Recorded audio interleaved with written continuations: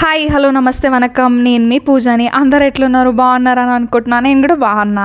దసరా పండుగ వచ్చేస్తుంది కదా, బతుకమ్మలు కూడా తయారు చేయడం షురు అయిపోతుంది. బతుకమ్మ పండుగ అనగానే ఎంతమందికి నాలా ఎగ్జైట్మెంట్ వస్తుంది. బతుకమ్మ పండుగని తెలంగాణలో అందరం జోరుగా జరుపుకుంటాం కదా. అయితే తెలంగాణలోనే కాదు, ఆస్ట్రేలియాలో, అమెరికాలో, కెనడాలో, వివిధ దేశాలల్లో మస్తుగా జరుపుకుంటున్నారు మన తెలంగాణ వాళ్ళంతా బతుకమ్మ పండుగని.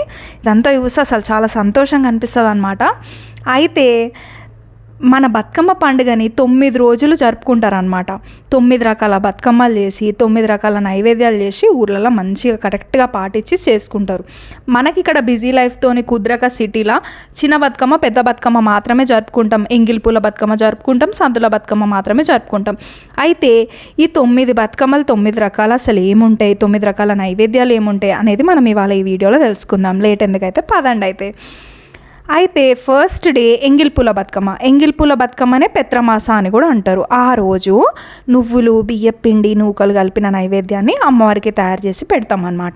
సెకండ్ డే అటుకుల బతుకమ్మ. అటుకుల బతుకమ్మ రోజు సప్పడిపప్పు, బెల్లం, అటుకులు నైవేద్యం చేసి అమ్మవారికి సమర్పిస్తాం. థర్డ్ డే ముద్దపప్పు బతుకమ్మ.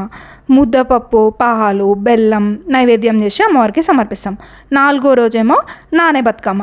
నానేసిన బియ్యము, పాలు, బెల్లం కలిపిన నైవేద్యం అమ్మవారికి చేసి సమర్పిస్తాం. 5వ రోజు అట్ల బతుకమ్మ. అట్లు లేదా దోశలు నైవేద్యం చేసి అమ్మవారికి సమర్పిస్తాం. 6వ రోజేమో అలిగిన బతుకమ్మ.